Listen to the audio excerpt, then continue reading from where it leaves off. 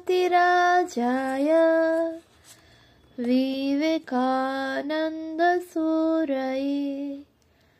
सच्चित्सुखस्वरूपाय स्वामिने तापहारिणे।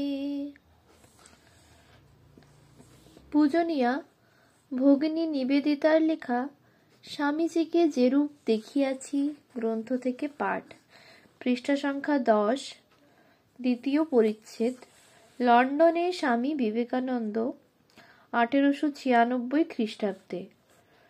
পর বৎসর এপ্রিল মাসে স্বামীজি লন্ডনে প্রত্যাবর্তন করেন এবং সেন্ট জর্জেস রোডের যে বাড়িতে তিনি তাহার সদাশয় বন্ধু মিস্টার E.T. স্টার্ডির সহিত বাস করেন, সেখানে ও গ্রীষ্মাবকাশের পরে পুনরায় ভিক্টোরিয়া স্ট্রিটের নিকট এক বৃহৎ ক্লাসরুমে ধারাবাহিকভাবে শিক্ষা দেন। জুলাই, আগস্ট ও সেপ্টেম্বর মাসে তিনি তাহার বন্ধু মিস্টার ও মিসেস সেভিয়ার ও মিস H.F. মুলারের সহিত ফ্রান্স, জার্মানি ও সুইজারল্যান্ডে ভ্রমণ করেন। ডিসেম্বর মাসে কয়েকজন শিষ্য সহ রোম হইয়া তিনি ভারত যাত্রা করেন এবং 1897 খ্রিস্টাব্দের 15 জানুয়ারি সিংহলের অন্তর্গত কলম্বো শহরে উপনীত হন।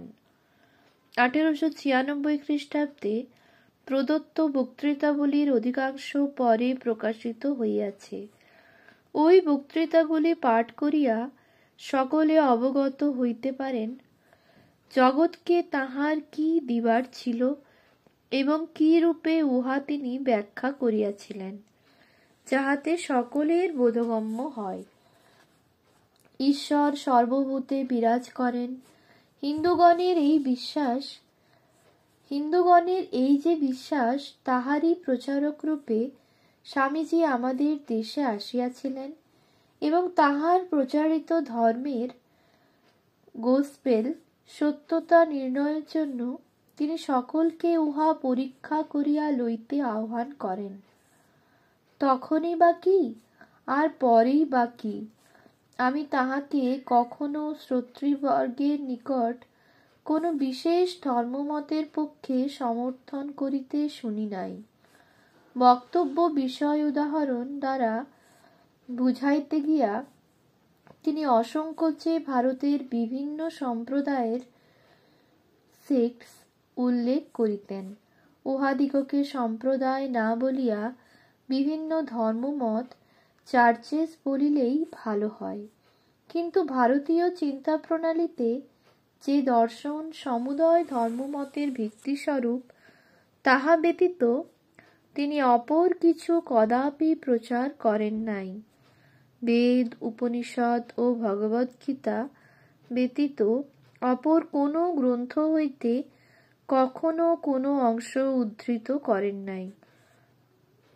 জনসমক্ষে তিনি কখনো তাহার গুরুদেবের উল্লেখ করেন নাই, অথবা হিন্দু পৌরাণিক আখ্যানসমূহের অংশবিশেষ সম্বন্ধে কোনো সুস্পষ্ট মতামত প্রকাশ করেন নাই। তিনি গভীরভাবে হৃদয়ঙ্গম করেন যে, যাহাতে পাশ্চাত্য ধর্মচেতনা আধুনিক বিজ্ঞানের আবিষ্কারসমূহ সাদরে গ্রহণ ও আত্মসাৎ করিতে পারে এবং সমগ্র জগৎ এক সূত্রে আবদ্ধ হইলে তাহার অবশ্যম্ভাবী পরিণামস্বরূপ স্থানীয় পৌরাণিক আখ্যানসমূহের অবলুপ্তির পরেও টিকিয়া থাকিতে পারে। সেজন্য ভারতীয় চিন্তার প্রয়োজনীয়তা আছে। তিনি বুঝিয়াছিলেন, ধর্মমতকে ফেথ এমন রূপ দিতে হইবে যাহাতে উহার অনুগামীগণ কিছুতেই সত্যকে ভয় করিবে না। এক বক্তৃতায় তিনি আবেগ ভরে বলেন, বিচারমূলক ধর্মের উপরেই ইউরোপের মুক্তি নির্ভর করিতেছে। আবার বহুবার তিনি বলিয়াছেন, জড়বাদী ঠিকই বলেন, জগতে মাত্র একটি বস্তুই বিদ্যমান, কেবল সেই অদ্বিতীয় বস্তুকে তিনি জড় বলিতেছেন, আর আমি উহাকেই ঈশ্বর বলি। আর এক স্থলে তিনি বিস্তৃতভাবে ধর্মভাবের বিকাশ ও উহার বিভিন্ন রূপের মধ্যে পারস্পরিক সম্পর্ক বর্ণনা করেন। তিনি বলেন, প্রথমে লক্ষ্যবস্তু বহু দূরে জড় প্রকৃতির বাহিরে এবং উহা হইতে বহু দূরে অবস্থিত থাকিয়া আমাদের উহার প্রতি আকৃষ্ট করে। লক্ষ্যবস্তুকে ক্রমশ নিকটে আনিতে হয়, কিন্তু হীন বা নিকৃষ্ট করিয়া নহে। নিকটতর হইতে হইতে অবশেষে সেই সর্বস্থ ঈশ্বর জড় প্রকৃতির ঈশ্বর রূপে পরিণত হন। জড় প্রকৃতির মধ্যগত ঈশ্বরই আবার এই প্রকৃতিরূপী ঈশ্বর হইয়া দাঁড়ান। ক্রমে যে ঈশ্বর এই প্রকৃতিরূপী, তিনি এই দেহমন্দিরের অধিষ্ঠাতা ঈশ্বর হন। তারপর এই দেহমন্দিরই তিনি এবং সর্বশেষে তিনি মানবাত্মা এই রূপ হইয়া যায়। এই রূপে জ্ঞান চরম সীমায় উপস্থিত হয়। ঋষিগণ যাহাকে এই সকল স্থানে অন্বেষণ করিয়াছেন, সেই আত্মা আমাদের হৃদয়েই অবস্থিত। তত্ত্বমসি, তুমিই সেই, হে মানব, তুমিই সেই। স্বামীজি নিজে মনে করিতেন, এই কালে মায়া সম্বন্ধীয় বক্তৃতাগুলির মধ্যেই তাহার বুদ্ধিবৃত্তির সর্বাপেক্ষা বিকাশ ঘটিয়াছে। মনোযোগ সহকারে ওইগুলি পাঠ করিলেই ধারণা করিতে পারা যায় যে আধুনিক ইংরেজি ভাষায় ওই সকল ভাবকে প্রকাশ করিতে গিয়া তিনি কি দুরূহ কার্যে হস্তক্ষেপ করিয়াছিলেন। ওই অধ্যায়গুলি আগাগোড়া পাঠ করিলে আমাদের মনে হয় সুস্পষ্টভাবে অনুভূত একটি ভাবকে প্রকাশের অনুপযোগী এক ভাষায় প্রকাশ করিবার জন্য একটা প্রাণপণ চেষ্টা চলিতেছে। স্বামীজি বলেন, মায়া শব্দটি ভুল করিয়া মিথ্যা জ্ঞান, ডিলিউশন অর্থে বুঝা হয়। সর্বপ্রথম উহা দ্বারা ইন্দ্রজালের ম্যাজিক মতো একটা কিছু বুঝাইত, যেমন ইন্দ্র মায়াভি পুরুরূপ ইয়তে। ইন্দ্র ঈশ্বর মায়ায় নানা রূপ ধারণ করিলেন, কিন্তু পরবর্তীকালে এই অর্থ লোপ পায় এবং শব্দটির এক এক করিয়া বহু অর্থান্তর ঘটে। কি রূপে এই বিভিন্ন অর্থের মধ্য হইতে একটি অর্থ চিরকালের জন্য নির্দিষ্ট হইয়া গেল, তাহার নিদর্শন নিম্নোক্ত বাক্যে পাওয়া যায়। নিহারেণ প্রবৃতা জল্প্যা অসূত্রিপ উক্থাসা সচরন্তি।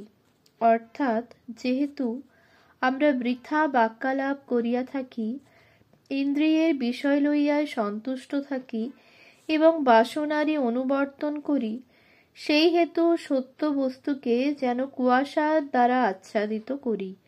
অবশেষে শ্বেতাশ্বতর উপনিষদ হইতে উদ্ধৃত শ্লোকেই দেখা যায়, শব্দটি উহার সর্বশেষ অর্থ পরিগ্রহ করিয়াছে। মায়ান্ত প্রকৃতিং বিদ্যান্মায়ন্ত মহেশ্বরম। অর্থাৎ, মায়াকে প্রকৃতি বলিয়া জানিবে, আর যিনি মায়াধীশ তাহাকেই মহেশ্বর বলিয়া জানিবে। স্বামীজি বলেন, বেদান্তে মায়া শব্দ সর্বশেষ যে পরিণতি লাভ করিয়াছে, তাহার অর্থ যাহা ঘটিতেছে তাহার উল্লেখ মাত্র। প্রকৃতপক্ষে আমরা যাহা এবং আমাদের চতুর্দিকে যাহা দেখিয়া থাকি, তাহারই উল্লেখ। কিন্তু এই কথাগুলি যে সংজ্ঞা নির্দেশ হিসাবে ব্যবহৃত হয় নাই, তাহা যে কেহ তাহার মায়া সম্বন্ধীয় বক্তৃতাবলী পাঠ করিয়াছেন, তিনিই বুঝিতে পারিবেন। মায়া শব্দে যে কেবল ইন্দ্রিয়ের দ্বারা জগৎকে যে রূপে জানা যায়, তাহাই নির্দেশ করে না, পরন্তু ওই জ্ঞান যে কুটিল পথগামী, ভ্রমপূর্ণ ও স্ববিরোধী, তাহা স্পষ্টত বুঝা যায়। স্বামীজি বলেন, এই জগৎ যে ধোঁকার টাটি, ইহাতে যে সুখের লেশমাত্র নাই, কেবল পরিশ্রমী সার। আমরা যে ইহার সম্বন্ধে কিছুই জানি না, অথচ জানি না ইহাও বলিতে পারি না। ইহা কোনো মতবাদ নহে, পরন্তু প্রকৃত ঘটনাসমূহের উল্লেখ মাত্র। স্বপ্নের মধ্যে অর্ধনিদ্রিত অর্ধজাগরিত অবস্থায় সঞ্চরণ, সমগ্র জীবন এক অস্পষ্ট কুহেলিকার মধ্যে যাপন, ইহাই প্রত্যেকের অদৃষ্ট। সমগ্র ইন্দ্রিয়জ জ্ঞানেরই এই পরিণতি, আর ইহারই নাম জগৎ। তাহার ব্যাখ্যার অন্যান্য অংশের ন্যায় এখানেও আমরা দেখিতে পাই যে ভারতীয় শব্দবিশেষকে সঠিকভাবে ইংরেজিতে অনুবাদ করা যায় না, এবং উহা বোধগম্য করিবার একমাত্র উপায় হইল এখানে সেখানে এক আধটি বাক্যের উপর সমগ্র মনোযোগ না দিয়া বক্তা যে ভাবটি প্রকাশ করিবার চেষ্টা করিতেছেন তাহা ধরিবার চেষ্টা করা। সুতরাং মায়া অর্থে সেই চকিতের ন্যায় প্রকাশমান এই আছে, এই নাই, অর্ধ সত্য অর্ধ মিথ্যা, জটিল কোনো কিছু,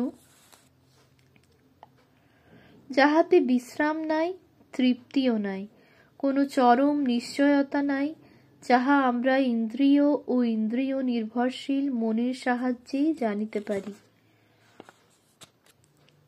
অথচ আর এই সকলের